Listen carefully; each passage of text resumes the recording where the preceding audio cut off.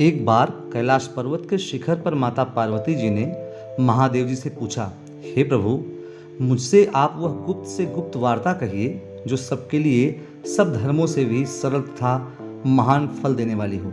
हे नाथ, यदि आप प्रसन्न हैं तो आप उसे मेरे सम्मुख प्रकट कीजिए। हे जगतनाथ, आप आदि मध्य और अंत रहित हैं। आपकी माया का कोई पार नहीं है। आपको मैंने किस भांति प्राप्त किया है? कौन से व्रत, तप या दान के पुण्य फल से आप मुझको वर रूप में मिले? कृपया करके बताएं। महादेव बोले, हे देवी, सुनिए, मैं आपके सम्मुख उस व्रत कथा को कहता हूँ जो परम गुप्त है।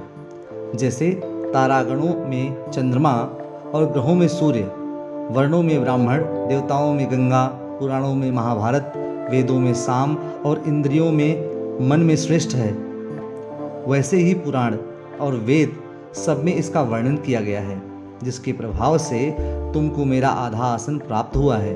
हे प्रिय, उसी का मैं तुमसे वर्णन करता हूँ। सुनो। भाद्रपद भादो मास के शुक्ल पक्ष की हस्त नक्षत्र संयुक्त तृतीया तीज के दिन इस व्रत का अनुष्ठान मात्र करने से सब पापों का नाश हो जाता है। तुमने पहले हिमालय पर्वत पर इस महान व्रत को किया था, जो मैं तुम्हें सुनाता हूँ।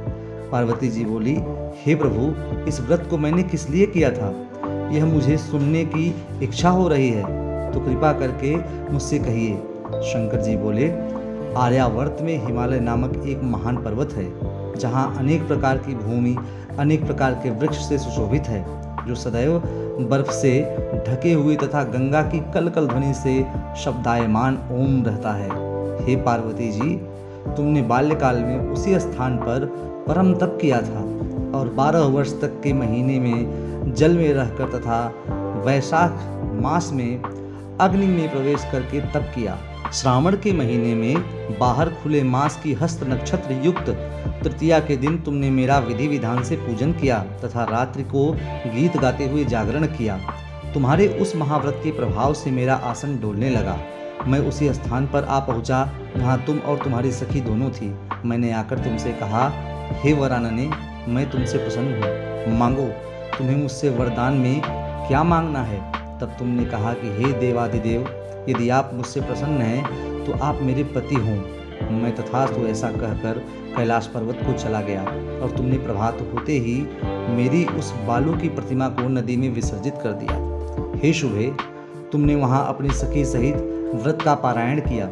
इतने में तुम्हारे पिता हिमवान भी तुम्हें ढूंढते ढूंढते उसी घने वन में आ पहुँचे। उस समय उन्होंने नदी के तट पर 2 कन्याओं को देखा, तो वे तुम्हारे पास आ गए और तुम्हें हृदय से लगाकर रोने लगे और बोले, बेटी, तुम इस सिंह व्याघ्नादि युक्त घने जंगल में क्यों चली आई? तब तुमने कहा, हे पिता, मैंने पहले ही अपना शरीर शंकर जी को समर्पित कर दिया था, लेकिन आपने इसके विपरीत कार्य किया, इसलिए मैं वन में चली आई। ऐसा सुनकर हिमवान ने तुमसे कहा कि मैं तुम्हारी इच्छा के विरुद्ध यह कार्य नहीं करूँगा। तब वे तुम्हें लेकर घर की ओर वापस लौट आए और तुम्हारा विवाह मेरे साथ कर दिया। हे प्रिय, उसी व्रत के प्रभाव से तुमको मेरा अर्धासन प्राप्त हुआ है। इस व्रतराज को मैंने अभी तक किसी के सम्मुख वर्णन नहीं किया है। हे देवी, अब मैं तुम्हें यह बताता हूँ कि इस व्रत कथा का यह नाम क्यों पड़ा। तुमको सखी हरण करके ले गई थी, इसलिए हरतालिका नाम पड़ा।